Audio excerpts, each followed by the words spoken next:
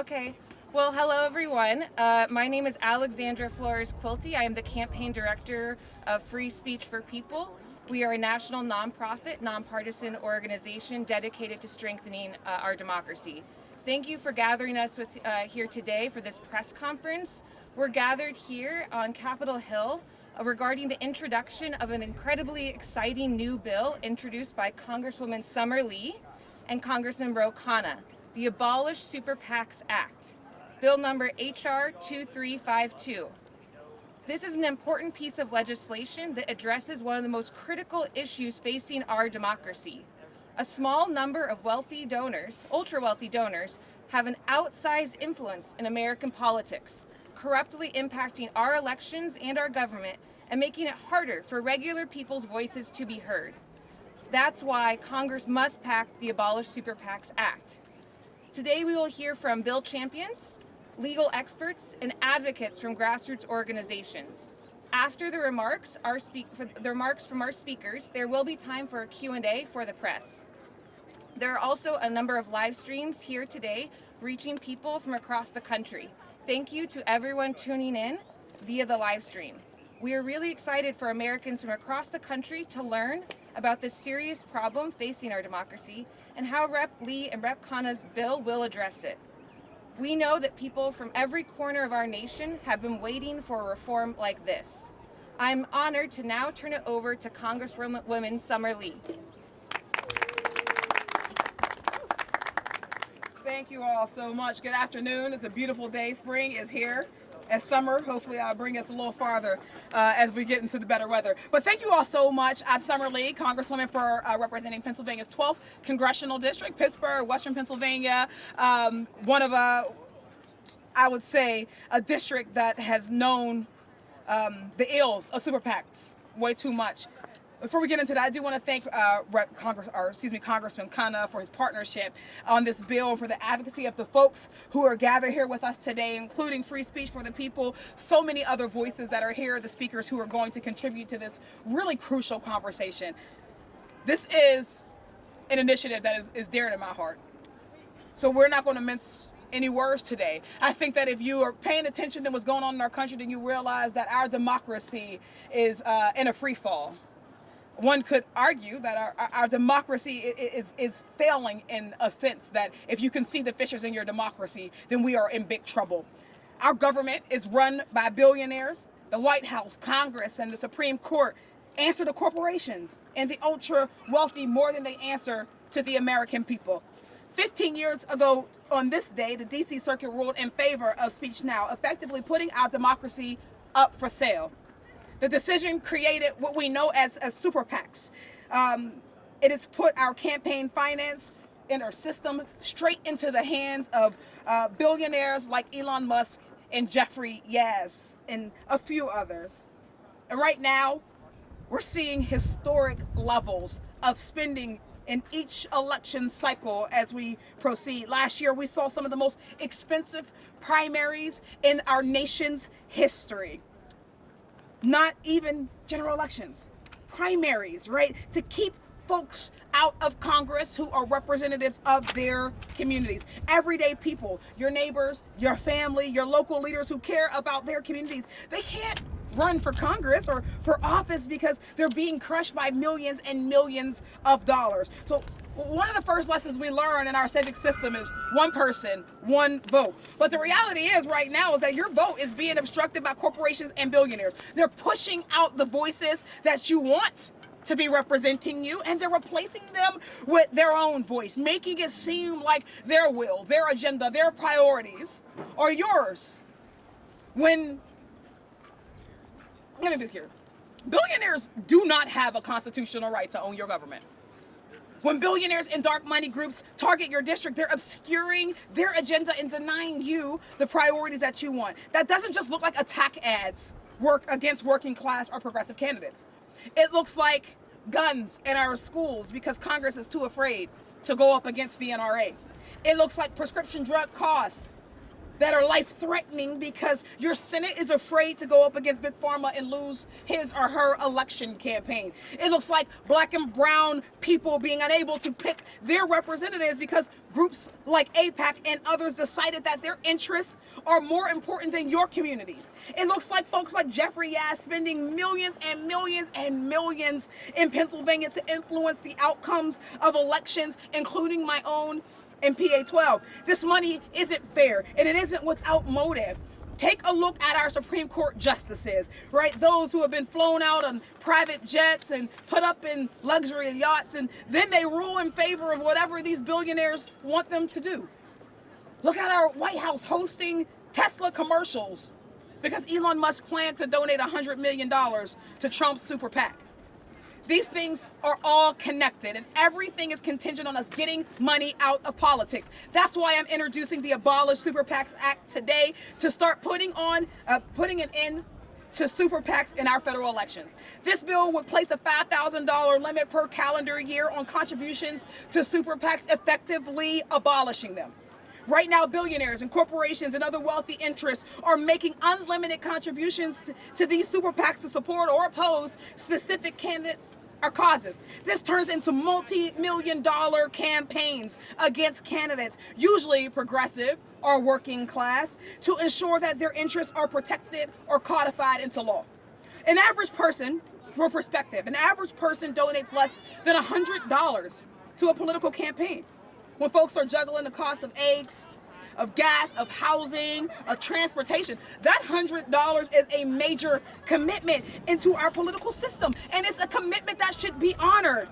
But it can't be if that $100 is offset by a billionaire giving $100 million. So if you believe that your kid deserves to have clean air and clean water, I want you to know that getting money out of politics should be one of the most important things that we prioritize right now. If you care about getting guns out of our schools so your kids do not have to consistently go through the trauma of active shooter drills, then getting money out of politics should be one of the most important things to you right now. If you care about housing affordability and big developers buying mayors and local electeds, you gotta get money out of politics. And if you care about democracy and nothing else, if you care about the checks and balances of our system, if you care about our government existing for another 250 years, then we must get money out of politics. Money in politics is a democracy reform issue. It's a civil rights issue. It's an environmental justice issue. It's a safety issue. All of these things wrapped into one, and we need to ban these super PACs because power should always be vested in the people, and the people deserve that power, not the billionaires, not the corporate interests, we the people. So we must strategize, we must mobilize, and we must make it harder for billionaires to buy our politics, to buy our government. And we must pass the Abolish Super PACs Act and take that first step towards restoring our democracy for, of, and by the people. And I thank you so much for being with us today.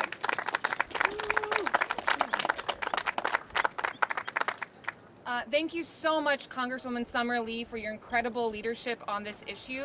I'm now honored to introduce Congressman Ro Khanna, who is also spearheading this important piece of legislation. Well, thank you, Alexandra. Thank you, Representative Summer Lee, for your leadership, for being a voice of the grassroots and people instead of special interests. You've always shown courage in standing up for people and grassroots causes. And thank you to Larry Lessig. I was a research assistant from him once, a long time ago. He's been sounding the alarm on the money in politics for almost 20 years. And Larry keeps getting worse. I don't know how effective you've been, but but you've been sounding the alarm. And at some point, people are going to realize how corrupt the system has become. We have an unholy alliance in this country between wealth and power. We fought a revolution in America so that people would have a say in self-governance, not so they could be passive bystanders watching billionaires fund television and digital ads and having little say in outcomes. Obviously, it's been most abused in the past election by Musk and by super PACs that are now threatening members of Congress and senators if they vote the wrong way. But being honest, it's being abused by all parties on both sides. I mean, you have billionaires that funded the Harris campaign with super PACs. You have billionaires that funded the Trump campaign. It has to end. And what Representative Summerlee is proposing is common sense, because it passed, as Larry will go into, I'm sure, in more detail, in Maine. It passed with Republican support, and it passed with independent support and Democratic support. All it's saying is you shouldn't be able to give a super PAC more money than you give a candidate, in a simple sentence. I mean, why is it that someone who's a billionaire is restricted in contributing to me? They can't contribute more than $7,000 in an election cycle to me. And yet they can go spend millions of dollars on a super PAC. It makes no sense. The Supreme Court, even this Supreme Court, has held that contribution limits to candidates are constitutional, even under Citizens United.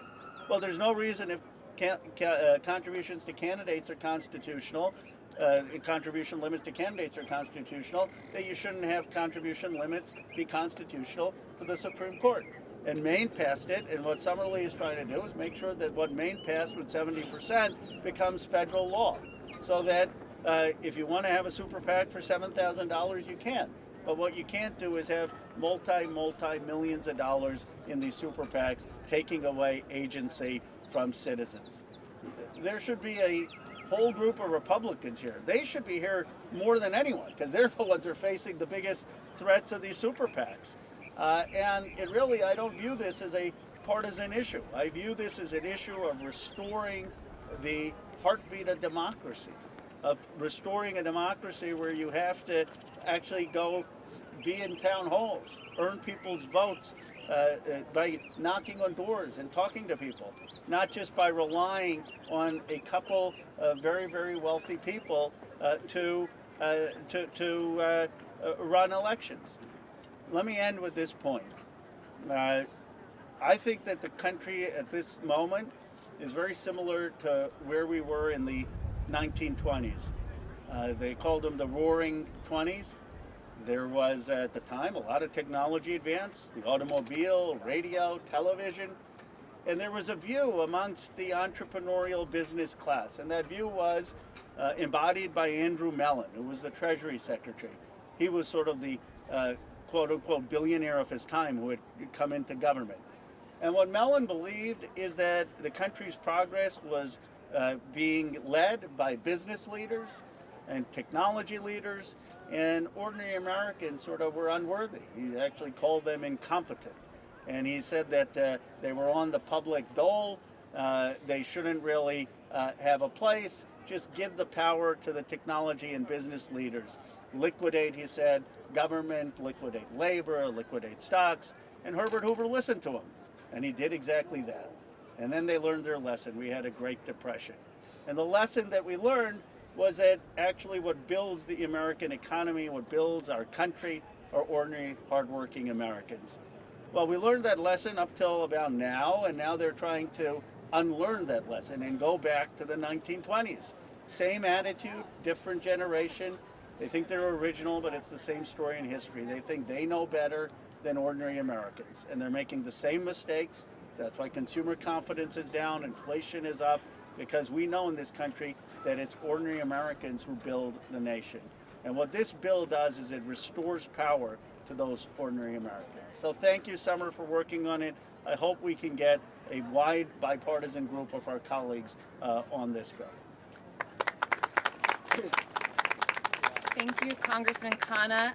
I'm excited to now introduce John Boniface, who is the president of Free Speech for People. Good afternoon. Free Speech for People applauds Congresswoman Summerlee for championing this critical legislation to abolish super PACs, and we commend Congressman Ro Khanna for joining Representative Lee in introducing this bill, along with Representatives Jim McGovern, Pramila Jayapal, Rashida Tlaib, Chris Deluzio, and Delia Ramirez.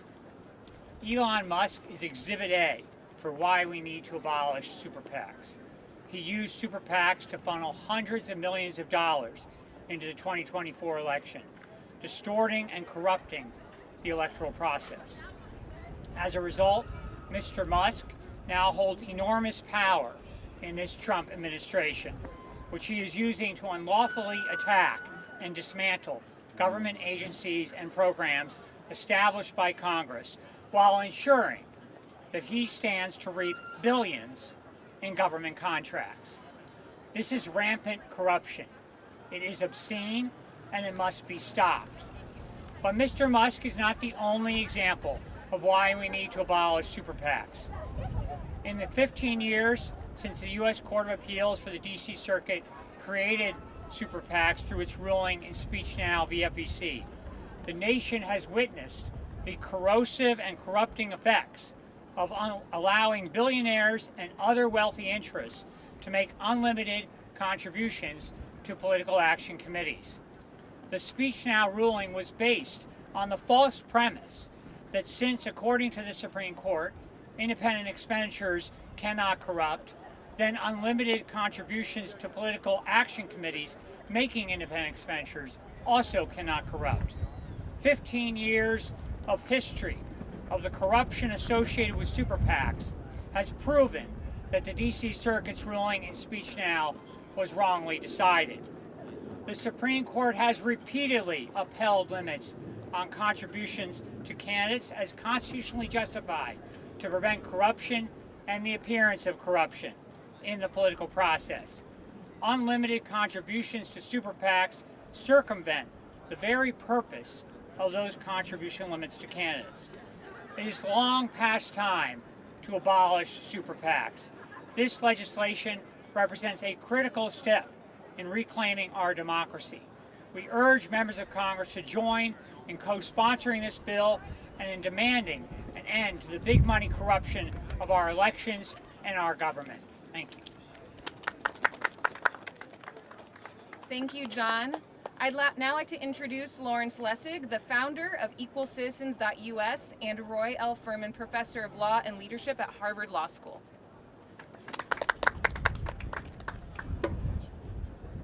Thank you so much, Congresswoman Lee and Roe. It's wonderful to see you, and you still owe me that memo, but I'll forgive you right now. This is an incredible story.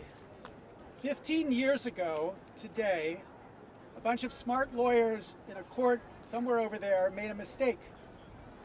They said, through an opinion of Judge David Sentel, that the logic of the Supreme Court's decision in Citizens United meant that James Madison's First Amendment required super PACs in America. It was a mistake. And I'll confess, when I first read the opinion, I didn't see the mistake.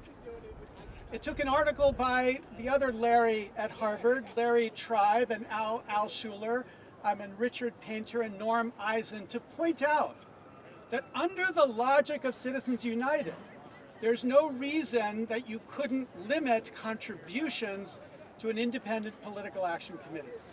And when they wrote that article, Free Speech for People took up the fight to try to get this question before the United States Supreme Court, because the Supreme Court has never had the chance to answer the question whether Speech Now was rightly decided or not. Free Speech for People took the case to the D.C. Circuit, asking them to reverse their decision. They refused. We took the case to Alaska, and the Alaska Supreme Court refused.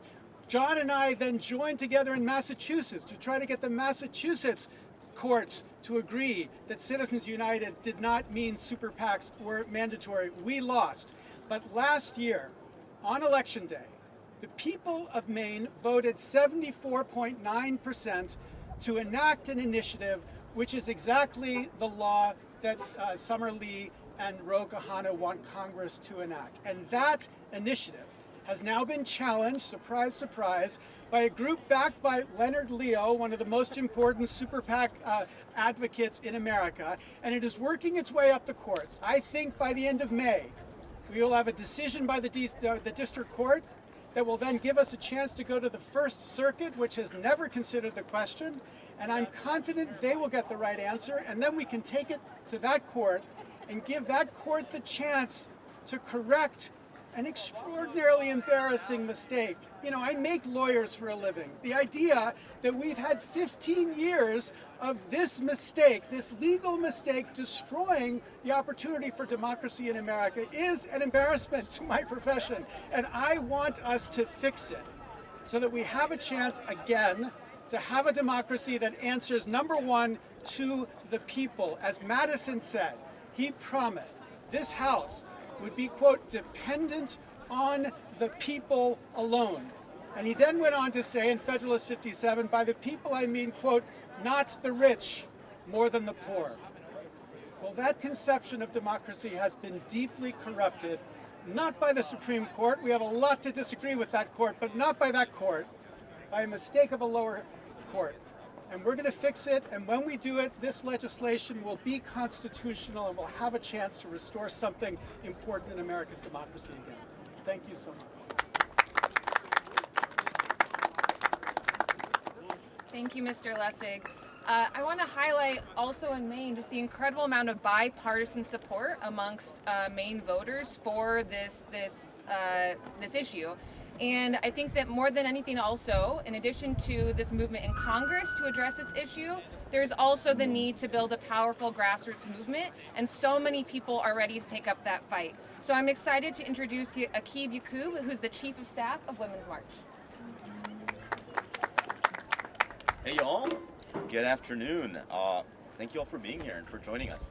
My name is Akib Yaqub, Chief of Staff at Women's March. I'm coming in today from Houston, Texas. I wanted to start by getting something straight. Our democracy should be for our people, by our people. But instead, it's by bullies for the bro oligarchy. Bros and oligarchy coming together. I want to share a little bit how I started in this work.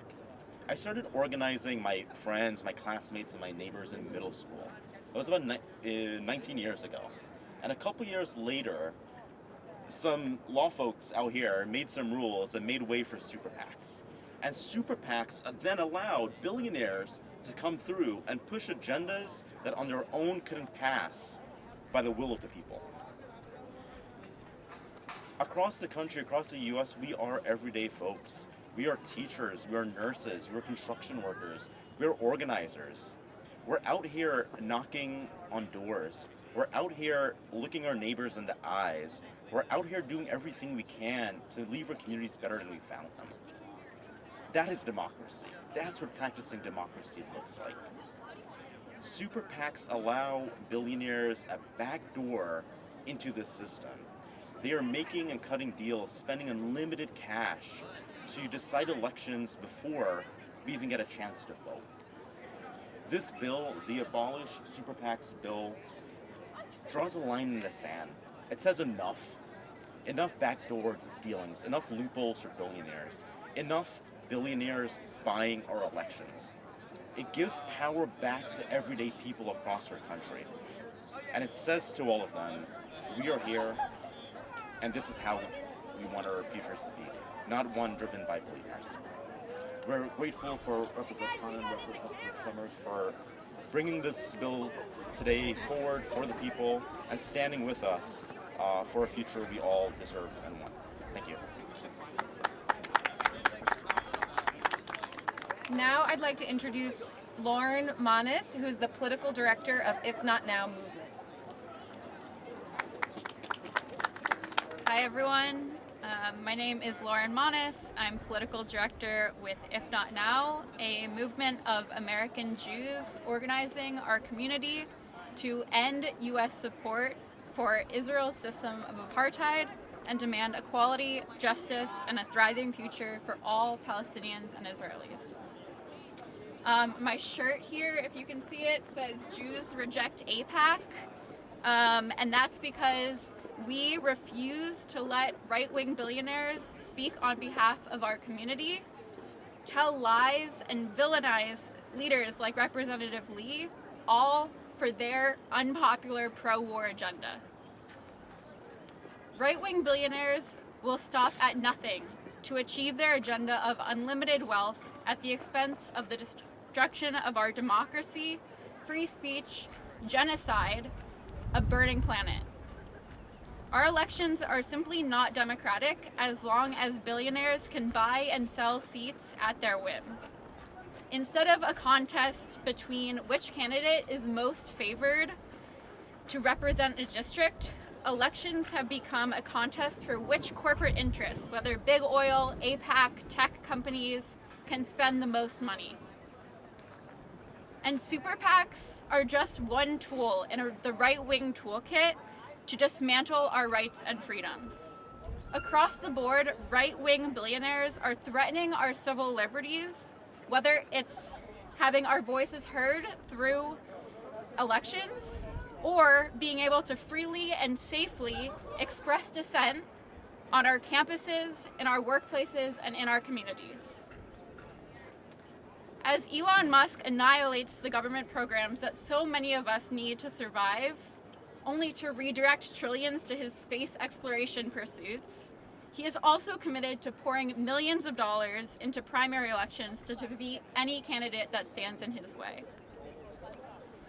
So at the most foundational level, in order to protect our First Amendment rights and the foundation of American democracy, we must abolish super PACs and stand up to the billionaire agenda of stripping away our rights. Thank you. Thank you so much, Lauren. I want to highlight for everyone who's tuning in on the live stream that there is a way for everyone to learn more and also take action. If you want to go to abolishingsuperpacs.org, you can learn more about this issue and also take action to support it and help advance it in Congress. We want to see every member of Congress across the political spectrum join and support this policy and join as a co-sponsor.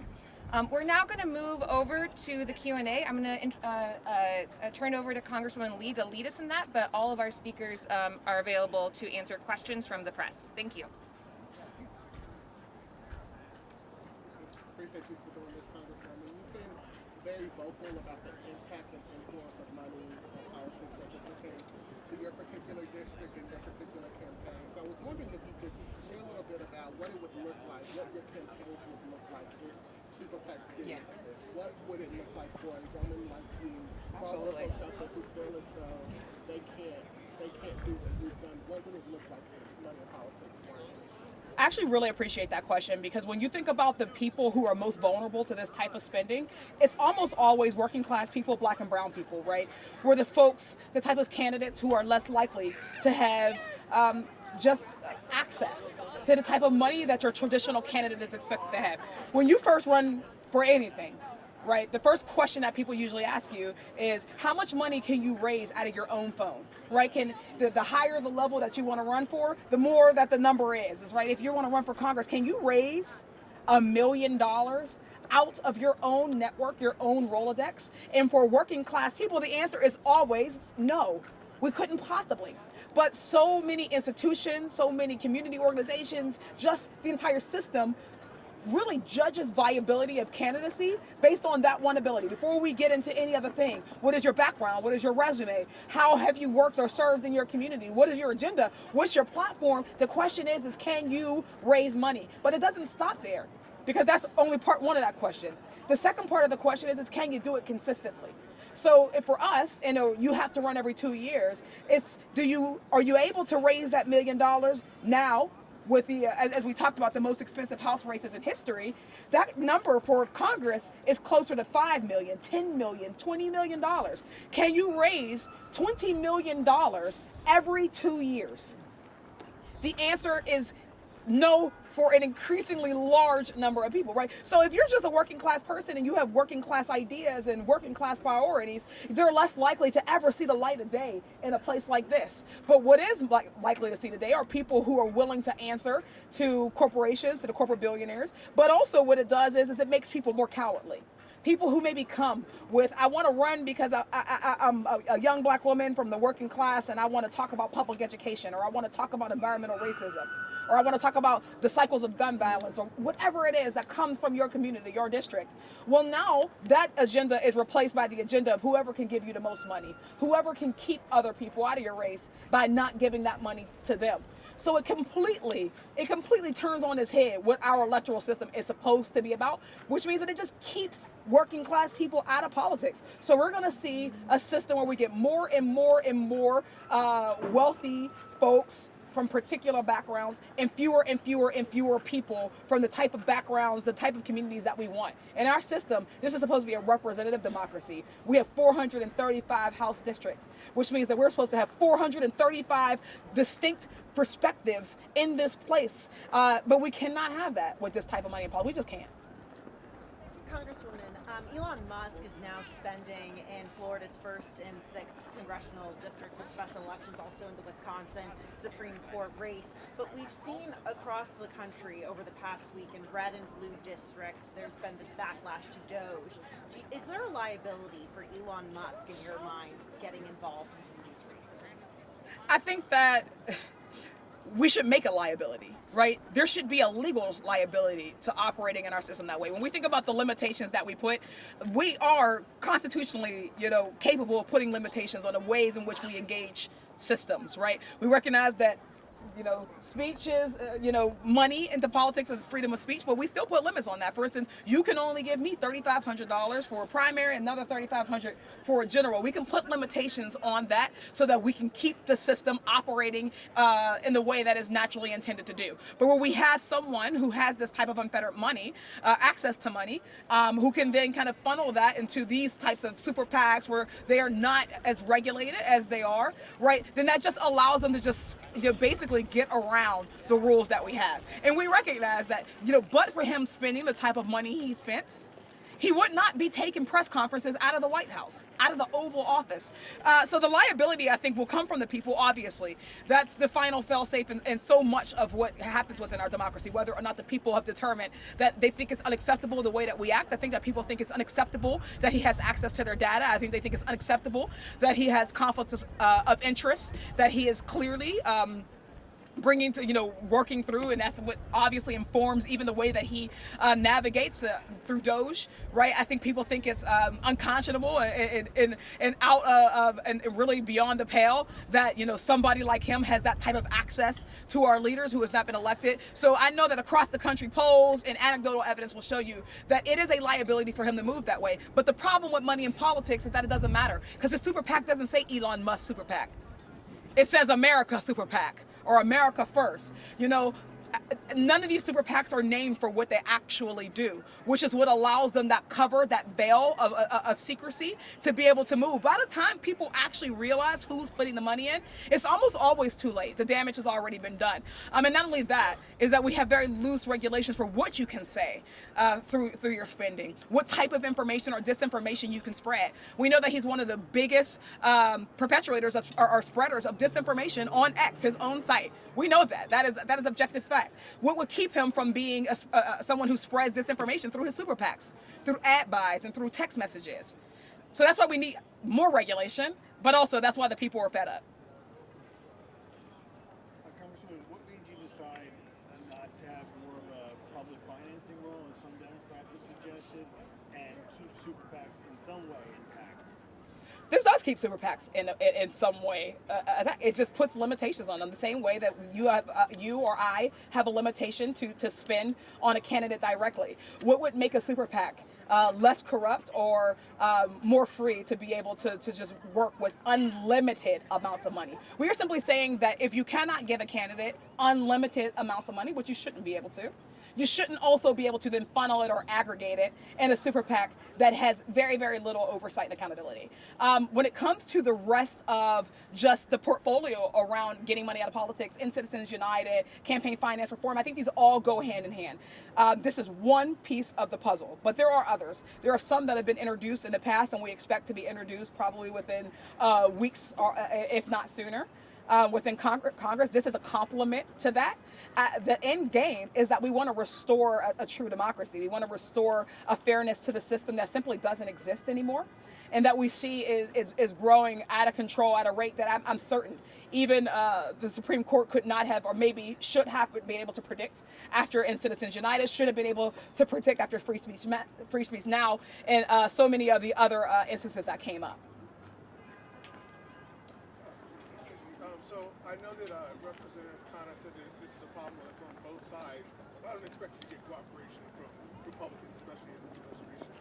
But Axios reported last year that Senate Majority PAC raised $286 million for Democrats in the Senate, especially benefiting Schumer. Are you confident you'll be able to get your fellow Democrats to go along with this and give them that kind of money? Yeah. So let me put it this way first. Getting money out of politics is the most bipartisan issue that we have in national politics outside of the halls of Congress. If you leave this building, if you leave this complex, wherever you go, in whatever city you go, in whatever state, red, blue, or purple, you will find a majority of people in this country who believe that we have to get money out of politics. You will find increasingly, as we are navigating this new administration, more evidence for why we need to get money out of politics. And I think that the argument you'll get from both sides is that they don't want to unilaterally disarm, which is why we're trying to take that argument away from them. We don't have to unilaterally disarm. We should bilaterally disarm so that no one has the excuse of, well, it helps us or it hurts them.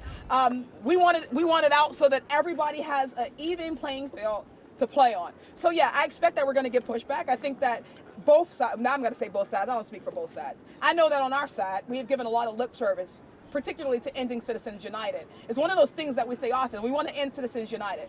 We want common sense gun legislation. We understand that our climate is an existential crisis, right? We want to end and eradicate poverty. We want housing affordability. But at the end of the day, the policies don't match the politics. Getting money out of politics is the politics. It's the politics in what we do. It's to say that we can do none of the other things that we care most about because we will not take that first step to walk the walk. And not just talk the talk. So yeah, I'm challenging. We are challenging, but not just challenging. We are welcoming our whoever it is, Democrats, Republicans, Independents, to come onto the side because it's what's right to do. Because as our democracy erodes, as our checks and balances begin to fail right before our eyes, that we see more clearly than ever how important it is that we do this. So yes, it will take some courage. It will absolutely take political bravery, but they will find that the water is warm when they come. Are we good? Thank you all so much.